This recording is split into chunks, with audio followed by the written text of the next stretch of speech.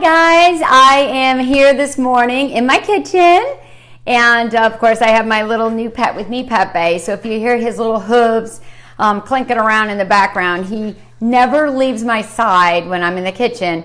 Obviously food, he's food driven, so whenever something falls on the ground, I don't have to worry about picking it up anymore because he does it.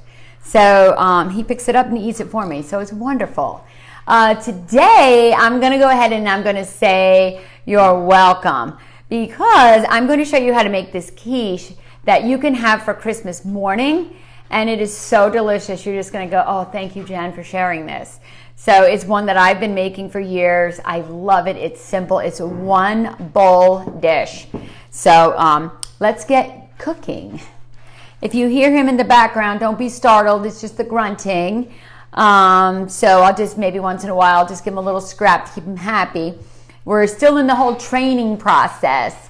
So, but he's doing really well. I really am surprised what a great pet this pig has turned out to be. Okay, so a quiche is basically a pie shell with eggs inside with some ingredients mixed in with it. And those are all according to you, like your taste buds, what you like. You could do a meat quiche, you could do a vegetable quiche. Any things that you want to do together, you can. So right away, what I want to do is I want to break 6 eggs. So I like to put 6 eggs. You know, some recipes call for less, some more. I've played around with this, and actually, let me show you. You can actually find this quiche recipe right here in my cookbook. And I have to say, guys, I have one left. See, My Menu of Memories, and this is on page, I want to say 18, page 18. So I have one left at the restaurant until they reach 600. So I'm a little bit proud. A little bit surprised, but I'm very proud too. So I'm happy that everybody's been enjoying it. I've been getting a lot of messages from people telling me that they made this or they made that. Somebody yesterday made my meatballs and sauce and they loved it. So I'm really happy to hear that. I'm glad I could be a help, guys, because you know, cooking comes easy for me, but for some people it just doesn't. And there's no judgment. You know, we all have different qualities that we do. Okay, so I've got my bowl here, and I'm going to go ahead and I'm going to crack 6 eggs. This is what the recipe calls for. So we're going to put all these in. And also, I'm using today half and half. The recipe usually calls for heavy cream. I'm using half and half because for some reason in the world right now, there's a shortage of heavy cream.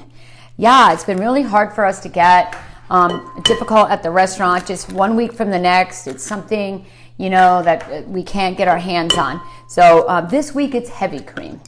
So if you find it, grab it.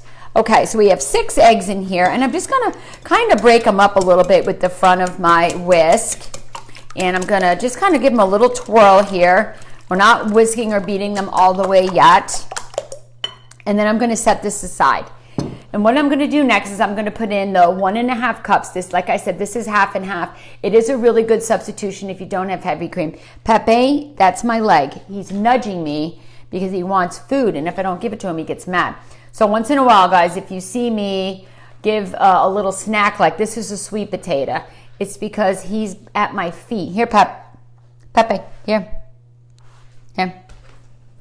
That'll keep him happy for like 2 minutes. He wants to go outside, which we're going to do after we finish this. Okay, so now I have my heavy cream in here. The next thing I want to show you is I'm adding bacon today, and you could add ham if you wanted to, or you could add sausage. But whatever meat that you do put in here, kind of make sure, I like to make sure that it's cooked first, just because sometimes the egg and the crust cook faster than the meat. So this bacon is already cooked bacon, which is perfect, because all you have to do is just cut this up into bite-sized pieces. We want everything bite-sized because when we cut the piece of quiche like a piece of pie, you know, we don't want all these big pieces in there. So I've cut up this already cooked bacon, and I gotta say, guys, this is like one of the greatest things, the already cooked bacon. I mean, kudos to that. And that's going in the bowl. We're all going for a swim. Pepe, stop. Okay, next I have scallions. I went ahead and I kind of cut these up already. If you don't have scallions, you could use white onion, purple onion. In my cookbook, it calls for leeks. Today I did scallions. I love the smell of them. They just add like a mild onion flavor. It's really good. Okay, next I'm going to do asparagus. Now you could do spinach. You could do broccoli. Like the famous quiche is quiche Lorraine, which is like, broccoli and cheese and all that. But you know what? It's your taste buds. You can add tomatoes in if you want. You can add peas or green beans, whatever you want. It's your quiche, your veggies, your way. Okay, so being that these are a little bit hard, I'm going to cut them up kind of small so that they cook fast, because they will in fact cook fast. So what I did was I kind of snapped them at you know how they have like that white end of it? It's very fibrous and kind of stringy. So you definitely don't want to use that. I tried to give it to Pepe, but even he didn't want that, so it's definitely not edible. Okay, so I just have the tops. And Pepe, stop. He's actually learned that if he nudges my leg, I will give him food. Because believe it or not, that little snout is hard, as cute as it is. So I'm chopping up my asparagus into small pieces here. Okay, and I'm going to add that to the bowl. Everything goes in. Really simple. Super simple. Okay, he thinks that I can't hear him. Here, Pepe, over here. Here. Over there. There. I threw it on his bed. Now I'll go over there for a little bit. Okay, so we can get rid of those. And the next thing I have, now you don't have to add these, but I like them. They add a little bit of thickness to it. This is a white potato, and this is already cooked. Yes, I cheated. It's a one from a can. I strained them out from all the liquid that's in there. They're already cooked, so they're soft, and they're perfect actually for a quiche like this, because they, like I said, they add a little bit of density and thickness to it, and they'll already cook. So all you're doing is warming them through in the quiche. So this was one of those cans that you find on the shelves. I always wondered, what would you do with canned potatoes? Like when I would see them and go shopping and stuff, I would always be like, what are they good for? But this is honestly really good. And also like potato soup, because they cook really well in potato soup. Here, Pep, you want a potato? He even likes these potatoes, so nothing goes to waste anymore in here. Here, Pepe. Here, potato. My husband gets mad. He's like, you should make him do things for food, which I do. I'm teaching him to sit and all that. Okay, the last thing I want to put in now is I like Gruyere cheese. You have to have cheese in a quiche. I mean, it just goes hand in hand. So I like Gruyere. If you don't have it, you could use whatever you have on hand. Today they have like the shredded Mott and the Colby Jack and the Munster and all these mozzarella, all these different cheeses. I like Gruyere. I like the nutty flavor of it. It has like a nice bite to it. It's just delicious. I even use this in my French onion soup on the top. We use it at the restaurant. We slice it up and we put it on the top of our French onion, and it's just delicious. So I'm freshly grating this. If you already, like I said, if you had it in the bag already, just throw that in there. And I will post this recipe. If you don't have my cookbook, I will post the recipe, and you can just follow along easily. Now, grating this cheese reminds me of my Nana. Every time I have a grater or a cheese grater in my hand, it just brings me back to Sunday when we would use her old one, and grate the Parmesan cheese and stuff. And I just didn't realize it then, but I was making a memory that would last me forever. Okay, so I have everything in the grater. I empty the bottom, and all comes out. Nice cheese grater. And I'm going to kind of switch from the whisk now, because everything will get stuck in here. And I'm just going to use my spatula, and I'm going to use it to stir everything around. I can see the bacon in here. I can see the cheese, the asparagus, and the scallions. Now, the last thing I want to do is I kind of want to season it up. So I'm just going to put in like a little sprinkle of salt. That's kosher salt. And a little sprinkle of cracked black pepper. That's all you need. And then we're going to make sure it's all together like this. Now, I probably won't do a video next week because it's just so close to Christmas. I have a lot of caterings to do at the restaurant.